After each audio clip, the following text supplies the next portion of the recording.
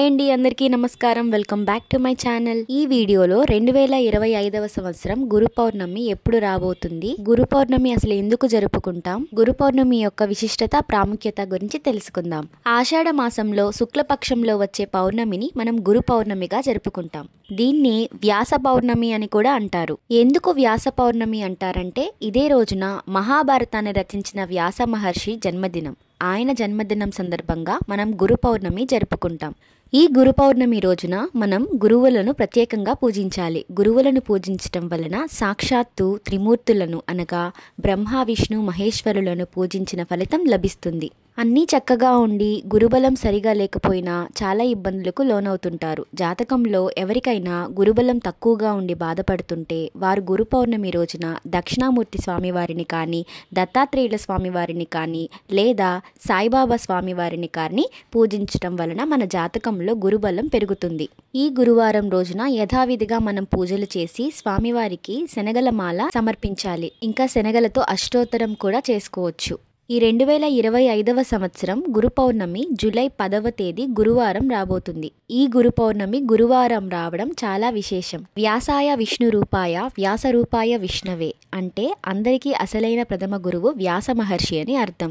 వేదాలను సంక్రమణం చేసి మహాభారతాన్ని రచించిన వ్యాస మహర్షి పుట్టినరోజుకి గౌరవంగా మనం ఈ గురు పౌర్ణమి వేడుకలు జరుపుకుంటాం. గురు బ్రహ్మ గురు విష్ణు గురుదేవో మహేశ్వరః గురు సాక్షాత్ పరబ్రహ్మ తస్మై శ్రీ గురవే నమః. గు అంటే అంధకారం లేదా చీకటి, రు అంటే తొలగించటం. అజ్ఞానం అనే చీకటిని తొలగించి జ్ఞానాన్ని అందించే గురువు సాక్షాత్తు బ్రహ్మ సమానులు అనడంలో తప్పేమీ లేదు. గురువులను, పెద్దలను, ఉపాధ్యాయులను పూజించే రోజు ఈ గురు పౌర్ణమి. అందరికీ ఆది గురువైన మహాశివుడు గురు పౌర్ణమి నాడు సప్త ఋషులకు జ్ఞానబోధ చేశాడని శివపురాణం చెబుతుంది. దత్తాత్రేయుడు తన శిష్యులకు జ్ఞానబోధన చేసిన రోజు కూడా ఇదేనని దత్తాత్రేయ చరిత్ర చెబుతుంది. ఈ గురు పౌర్ణమి విశిష్టత, ప్రత్యేకత గురించి తెలుసుకుందాం. దీనికి ఒక చక్కటి కథ ఉంది. పూర్వం వారణాసిలో ఒక పేద బ్రాహ్మణ దంపతులు ఉండేవారట. ఆ బ్రాహ్మణుడి పేరు వేదనిధి, ఆయన సతీమణి పేరు వేదవతి. వీరు ఇరువురు ప్రతినిత్యం దైవారాధనలో, ఆధ్యాత్మిక చింతనలో భక్తి జ్ఞానము కలిగి జీవించేవారట. ఎన్ని పూజలు చేసినా, ఎన్ని నోములు నోచినా వారికి సంతాన భాగ్యం కలుగలేదట. అయితే ప్రతిరోజు వ్యాస భగవానుడు మధ్యాహ్న సమయంలో రహస్యంగా గంగానదికి వస్తుంటేవారని వేదనిధికి తెలిసింది. ఎలాగైనా సరే వ్యాస మహర్షి దర్శనం పొందాలని వేదనిధి ప్రతిరోజు 1000 కళ్ళతో వ్యాస మహర్షిని వెతకడం ప్రారంభిస్తూ ఉండేవారు. ఈ క్రమంలోనే వేదవ్యాసుడు ఒకరోజు ఒక భిక్షువు రూపం ధరించి దండదారుడై గంగానది స్నానానికి వెళ్తూ ఉంటాడు. అది చూసిన వేదనిధి వెంటనే వారి పాదాలను ఆశ్రయిస్తాడు. దానికి ఆ భిక్షువు చీదరించుకుని కసురుకుంటాడు. అయినా సరే వేదనిధి పట్టు వదలకుండా ఈ పాదాలను పట్టుకుని అదే పనిగా వేడుకుంటూ ఉంటాడు.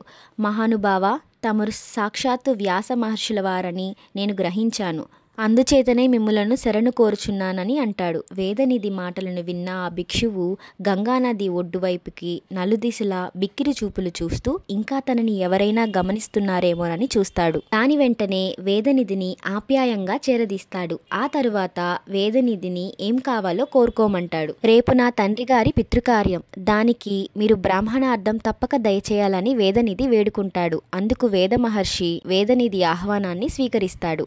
వ్యాస మహర్షిని కలిసిన సంతోషంలో ఇంటికి చేరుకున్న వేదనిధి గంగానది వృత్తాంతమంతా భార్యకి వివరిస్తాడు. ఆ తరువాత రోజున ఉదయమే ఇచ్చిన మాట ప్రకారం వ్యాస మహర్షి వేదనిధి ఇంటికి వస్తాడు. దీంతో సంబరాల ఆశ్చర్యానికి గురైన వేదనిధి దంపతులు మహర్షిని సాదరంగా లోనికి ఆహ్వానించి అతిథి సత్కారాలు చేస్తారు. తరువాత దేవతార్చులకు తులసి దళాలు, పువ్వులను సిద్ధం చేస్తారు. వారి పూజానంతరం ఎంతో శుచిగా వంటకాలను సిద్ధపరిచి శ్రద్ధావిధులను విధి విధంగా నిర్వర్తిస్తారు. అనంతరం ఆ దంపతులు వ్యాస మహర్షికి సాష్టాంగ నమస్కారం చేస్తారు. వారి ఆతిథ్యాన్ని స్వీకరించిన ముని ఎంతో సంతోషంగా ఇలా అంటాడు: ఓ పుణ్య దంపతులారా, మీకు ఏ వరం కావాలో కోరుకోండి అంటారు. ఎన్ని నోములు నోచినా, ఎన్ని వ్రతాలు చేసినా సంతాన భాగ్యం మాత్రం మాకు కలగట్లేదు మహానుభావ అని బదులు పలుకుతారు. ఆ మాటలు విన్న మహాముని త్వరలోనే మీకు తేజోవంతులు, ఐశ్వర్యవంతులైన 10 మంది పుత్ర సంతానం కలుగుతారని ఆశీర్వదిస్తాడు. ఈ క్రమంలో వేదవతి, వేదనిధి దంపతులు వ్యాసముని అనుగ్రహంతో సుఖ సంతోషాలు అంత్యమున విష్ణు సాయుధ్యాన్ని పొందగలుగుతారు. వేదవ్యాసుణ్ణి మానవజాతి మానవాళంతటికి కూడా గురువుగా భావిస్తారు. వేదవ్యాసుని పూర్వ పేరు కృష్ణద్వైపాయనుడు. వేదకాలపు సంస్కృతిని అంతా 4 వేదాలలో ఆయన సంకలనం చేసిన తర్వాత ఆయనని వ్యాసుడిగా పిలవడం ప్రారంభించారు. దక్షిణ భారతదేశంలో కొన్ని ప్రాంతాలలో గురు పౌర్ణమి వ్రతాన్ని ఆదిశక్తి పేరిట ఆచరిస్తూ ఉంటారు. ఈ పర్వదినం సందర్భంగా ఆలయాల్లో ప్రత్యేక పూజలు నిర్వర్తిస్తుంటారు. ఇంకా షిరిడీలో అయితే ఈ గురు పౌర్ణమి వేడుకలు అంగరంగ వైభవంగా జరుగుతాయి. చూశారు కదా, గురు పౌర్ణమి 2025వ సంవత్సరంలో ఎప్పుడు రానుంది, ఇంకా ఈ గురు పౌర్ణమి ప్రత్యేకత విశిష్టత. నా వీడియో కనుక మీకు నచ్చినట్లయితే please like, share and subscribe. See you in my next video.